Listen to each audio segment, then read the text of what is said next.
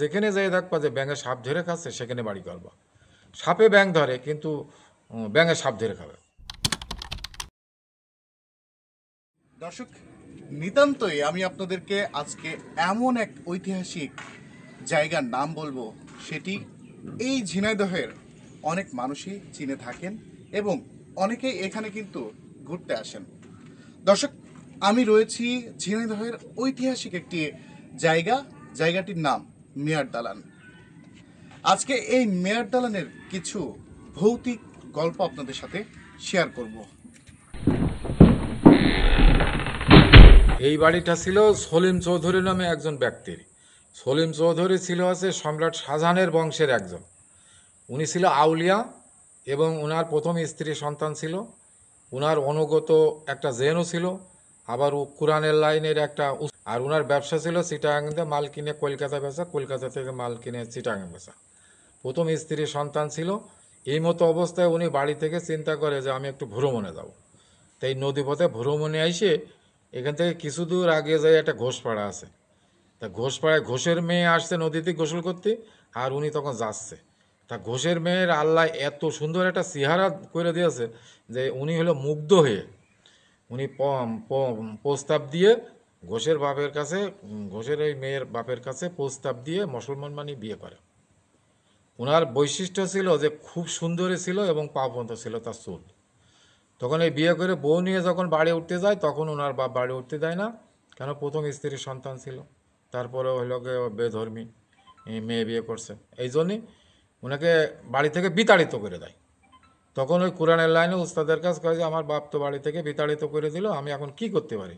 তা বললো যে সমস্যা নেই, তুমি নদীপথে চলে যাও, যেখানে যেয়ে দেখবা যে ব্যাঙে সাপ ধরে খাচ্ছে সেখানে বাড়ি করবা। সাপে ব্যাঙ ধরে কিন্তু ব্যাঙে সাপ ধরে খাবে। তখন এই নদীপথে আইসে এইখানে এসে দেখে যে ব্যাঙে সাপ ধরে খাচ্ছে পদ্মপাতার উপরে। তখন উনি হলোকে এখানে সুন্দর তাবু টাবু খাটিয়ে একটা ভালো পরিবেশ করে বউ রাইকে, কাজের মেয়ে কাজের ছেলেদের রাইকে উনি ওই নলডাঙ্গা রাজার কাজ যায়, জমিদারের কাজ যায়, যাই বলে যে আমার জমি দিতে হবে। তখন ওনার পরিচয় টরিচয় জানার পরে বললো যে ঠিক আছে তুমি খাজনা দাও। তখন ওই লোকে যে যত খাজনা দিতে পাইতো তার তত জমি দিত জমিদার। তখন পুরো গ্রামের খাজনা উনি দিয়ে দিল। উনি অনেক ধন্যাঢ্য ছিল। তবে দেওয়ার পরে উনার বিবির নামে নামকরণ হলো এই গ্রামের নাম। উনার বিবির নাম ছিল মুরারিবালা, মুরারিবালা থেকে মুরারিদহ। তারপরে উনি কলকাতা যায়, কলকাতা যায় রাজচন্দ্র রাজমিস্ত্রি নিয়ে আসে, 3টে যুগালি নিয়ে আসে। আর উনার অনুগত জেন ছিল, এই 5 জনে মিলে 7 বছর বান্ধে এই বিল্ডিং তৈরি করে। তৈরি করে উনি বসবাস করতে করতে মুরব্বী হয়ে মারা যায়। কিছুদিন পর ওনার বিবি মারা যায়। এই পক্ষের কোনো সন্তানাদি ছিল না। তখন এই মুরদ্দাই প্রপার্টি সব আবার জমিদারের নিয়ন্ত্রণে চলে যায়, খাস হয়ে যায়। জমিদারের কাছ থেকে খণ্ড খণ্ডভাবে যে যেরকম হলো নিলামকৃতভাবে কিনতে পেরেছে সেই রকমভাবে ভোগ দখল করছে। তাই এই 25 বিঘে জমি সহ এই বাড়িটা আছে চিটাগাংয়ে রাজেন সিং নামে একজন হলো হিন্দু ভদ্রলোক নিলামকৃতভাবে কিনছিল। কিনে বসবাস করতে যায়, কিন্তু জেনের অত্যাচারে বসবাস করতে পারে না। কারণ হিন্দুদের ওই কালচারগুলো, এই জেন এ তো মুসলিম জেন। ওনার অনুগত যে সলিম চৌধুরীর সাথে যে অনুগত জেন ছিল উনি মুসলিম। তখন ওই লোকে ওনাকে বিভিন্নভাবে অত্যাচার করলে উনি তাড়াতাড়ি করে জুব্বার মোল্লার কাজ বেঁচে দিয়ে চলে যায়। জুব্বার মোল্লাও এই বাড়ি হলো গিয়ে ওই মেয়ে ছেলেপেলে নিয়ে আসে, একটু গান বাজনা আনন্দ ফুর্তি করতো। তৎকালীন জমিদারি তহসিল যাচ্ছিল। তখন হলো এইসব এই নোংরা পানা পছন্দ করতো না। তখন ওনাকেও বিভিন্নভাবে অত্যাচার করলে উনি তাড়াতাড়ি করে আমাদের বাপ চাষাকের কাজ বেঁচে হলো। তো বাপ চাষারা হলে শুনিয়েছে যে 2-3 হাত বদল হয়েছে, কেন হইলো।